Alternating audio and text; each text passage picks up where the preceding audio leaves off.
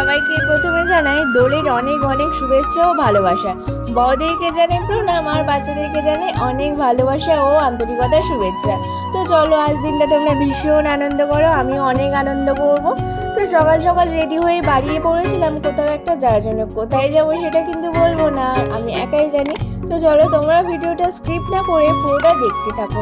আজ কিন্তু ভীষণ রোদ পড়েছিল, ভেবেছিলাম বৃষ্টি হবে, কারণ কি তেমনই আর কি নিউজে দেখাচ্ছিল। তো চলো রোদ উঠেছে ভালোই হয়েছে, না হলে দোল খেলে মজা হতো না। তো বৃষ্টি হলে কার ভালো লাগে, কারোরই ভালো লাগে না। আর আজ কিন্তু ভীষণ গরম ভাই। তো পৌঁছে গিয়েছিলাম ডায়মন্ড হারবার, আর তোমরা দেখাই পাচ্ছিলে আজ কিন্তু রাস্তাতে অতটাও লোকজন ছিল না, কারণ কি আজ হোলি, সব কিছুই ছুটি। অফিস বলো বা স্কুল বা কলেজ সব কিছুই ছুটি ছিল, শুধু প্রয়োজন ছাড়া কেউ বের হয়নি। তারপর তো হচ্ছে আমার বেস্টু চলে এসেছিলো, আমি একা একা যাবো সেই জন্য বললাম তুমি একটু যাবে, আমাকে একটু দিয়ে আসবে। ও কিন্তু এক কথাতেই বলেছিল হ্যাঁ যাবো, না বলেনি। তো চল এবার দুজনে হেঁটে হেঁটে যাচ্ছিলাম, আর ও রঙও কিনেছিল আমাকে মাখানোর জন্য, মানে আর কি আবির। তারপর একটা সাজুগুজুর দোকানে চলে আসলাম, কিছু একটা নেওয়ার ছিল আর কি, গলার সরু একটা চেন নেওয়ার ছিল। তো চলো গলাটা ফাঁকা ফাঁকা লাগছিলো, ভাবলাম ট্রেনের তো একটু দেরি আছে, একটু মানে দাঁড়ানোই যায়।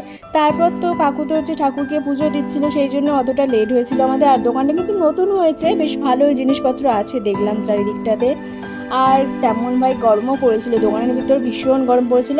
স্টেশনে এসে দাঁড়াতে না দাঁড়াতে দেখছি না যে ট্রেন মানে হরেন দিচ্ছে আর কি, ট্রেন ছেড়ে যাবে। আমরা তো সেই ভয়ে তো আমরা তাড়াতাড়ি করে আর কি ট্রেনে এসে বসে পড়েছিলাম। আর আমার পাশে যিনি দেখছিলে পুরো তো রং মেখে ভূত হয়েছিল, আর কিন্তু কারোর মাথাতে আবির ছিল না, শুধু ওনার মাথাতেই ছিল।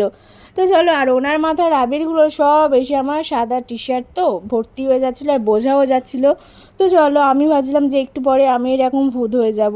তো অনেকক্ষণ হাফ রাস্তা যাওয়ার পর ভীষণ জল তেষ্টা পেয়েছিল, হাতে যেই মাজাটা ছিল, চলো সেটাই খাওয়া যাক। গলাটা প্রচুর শুকিয়ে গেছে, আর আর খুব গরম পড়েছিল তো আজ।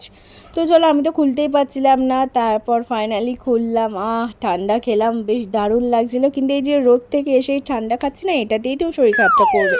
ফাইনালি আমরা গন্তব্য স্টেশনে পৌঁছে গেলাম। তো হচ্ছে আমরা এসেছিলাম সোনারপুরে, আমি আমার মাসির বাড়িতে এসেছিলাম হোলি খেলার জন্য। তো চলো যাই হোক, তো আমার বন্ধু নামতেই পারছিল না ট্রেন থেকে। তারপর ফাইনালি নেমে গেলাম, আর বন্ধুকে বললাম বন্ধু একবার স্টেশনের নামটা দেখিয়ে দাও। তো আমার বন্ধু নামটাও দেখিয়ে দিল। তারপর অনেকক্ষণ আমরা বসে গল্প করেছি স্টেশনে। তারপর আমার বন্ধু ফাইনালি আমাকে রং মাখিয়ে দিল, আর আমাকে আবির দেওয়ার পর ও হচ্ছে চলে যাবে, কারণ ওকে অনেকটা রাস্তা ওকে একা একা যেতে হবে। এসেছিলাম দুজনে গল্প করতে, হাসি ঠাট্টা আর কি করতে করতে, কিন্তু ওকে একা একা যেতে হবে। তো আমার হচ্ছে একে শুধু বেস্ট ফ্রেন্ড বলবো না, এ হচ্ছে আমার এডিটার, মানে যত কিছু ভিডিও এডিট করা থেকে সব কিছু ওই করে। যাই হোক, আমার বন্ধু ভীষণ ভালো এডিটিং করতে পারো, তোমরা চাইলে আমাকে কমেন্ট বক্সে কমেন্ট করতে পারো, আমি তোমাদেরকে সব ডিটেলস বলে দেবো। তো তারপর তো টোটোতে উঠে পড়লাম, আর দেখে দেখে যাচ্ছিলাম চারিদিকটা, খুব সুন্দর লাগছিল আজ। তারপর যেতে যেতে যখন মাসিদের বাড়ির সামনে এসে গিয়েছিলাম, মাসির সাথে হঠাৎ দেখা হয়ে গেল। দেখছি না যে উনি বাজার করে ফিরছে, মানে কিছু একটা কেনার ছিল আর কি। যাই হোক ভালোই হলো, একটুখানি দুজনে গল্প করতে করতে একটুখানি রাস্তা হলেও এসেছিলাম। আর ওনার কিন্তু ভীষণ গরম হচ্ছিল, উনি দাঁড়িয়ে আর বলছিল, বলে উফ বাবা কি গরম পড়েছে আজকে, সত্যি আজ ভীষণ গরম পড়েছিল। তারপর ঘরে ঢুকে একটু রেস্ট নেওয়ার পরে আমি একটু পাকামো করতে শুরু করেছিলাম। আর দেখাই পাচ্ছিল শোকেসের ভেতরে যে টেডিগুলো খুব সুন্দর লাগছিলো, বেশ ছোট্ট ছোট্ট, আর একটা পেছনে একটা ঠাকুরও ছিল, দারুণ লাগছিলো। এইদিকে এসে দেখছি মাসি হচ্ছে চেঞ্জ করে ঘরটা হচ্ছে ঝাড়ু দিয়ে নিচ্ছিল, আর এদিকে দিদি রেডি হচ্ছিল, আর আমি দাঁড়িয়ে দাঁড়িয়ে ভিডিও করছিলাম পেছন থেকে, ও বুঝতেই পারেনি। তো চলো যাই হোক, মাসি আমাকে কিছু একটা কথা বলছিল, আমি বলছিলাম না না না। তো মাসির সাথে এইভাবে আর কি ঘুরতে আমার কিন্তু দারুণ লাগে। কাদের কাদের এরকম মাসির সাথে মজা করতে ভালো লাগে অবশ্যই কমেন্টে জানিও। ফাইনালি আমরা দুজনে রেডি হয়ে পড়েছিলাম, আর ও হচ্ছে মাসির পায়ে আবির ছুঁয়ে প্রণাম করলো। তো চলো আমি ভিডিও করে দিচ্ছিলাম, তারপর মাসি ওকে আশীর্বাদও করে নিল। একটা কাকিমা ছিল, উনি চলে গেল। তারপর আমি বললাম আমিও আবির দেবো, এটাই আমার প্রথম বছর। তো আবির দেওয়ার পর ওনার গালেও একটু আবির দিয়ে দিলাম, আর ওনাকে একটু জড়িয়েও ধরলাম, আর উনি আমাকে আশীর্বাদও করলো। খুব ভালো লাগলো এই দিনটা। সো আমরা মাসির বাড়ি থেকে পুরো বেরিয়ে গেছি, মাসির পায়ে আবির ছুঁয়ে। তারপর অনেক কাকিমারাও ছিল, তাদেরকেও দিয়েছি। এখন আমি আর দিদি যাচ্ছি হোলি খেলতে, তাই তো? কোথায় যাচ্ছি হোলি খেলতে? বাড়িতে। বাট সবার হোলি শেষ হতে যায়, কিন্তু আমাদের শুরু হচ্ছে। আমাদের কখনো শেষ থেকে, মানে আমাদের শেষ থেকে শুরু হয়, কিন্তু অন্যদের শুরু থেকে শেষ হয়। তো চলো গাইস, ভিডিওটা স্ক্রিপ্ট না করে পুরোটা দেখতে থাকো। হ্যাপি হোলি।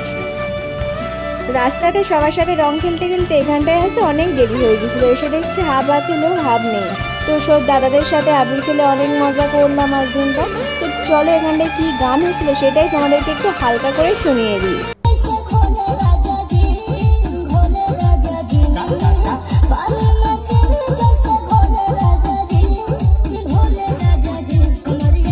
তো তোমরা তো গানটা শুনেই নিলে, গানটা কেমন লাগলো অবশ্যই কমেন্টে জানিও। তো দেখাই পাচ্ছিলে আমার তো মুখে চোখের হালটাই, ভাগ্যি সানগ্লাসটা পরেছিলাম, নাহলে যে আজ চোখের পুরো 12টা বেজে যেত। যাই হোক, প্রথমে যখন এসেছিলাম শুধু দুরকম আবির ছিল মুখে, আর এখন তো নানান ধরনের, মানে গুণে শেষ করা যাবে না, লাল নীল হলুদ সবুজ সব কিছুই আছে। আর দিদি ওখানটায় বসে গল্প করছিল ওর বন্ধুদের সাথে, অনেক মজা করলাম। আর সবাইকে আবারও বলছি হ্যাপি হোলি, অনেক অনেক মজা করো তোমরা। চলো আজ এই ব্লগটা এই বাদেই আমি শেষ করছি। ব্লগটা ভালো লাগলে অবশ্যই লাইক, কমেন্ট, শেয়ার আর সাবস্ক্রাইব করবে। সবাই ভালো থাকবে।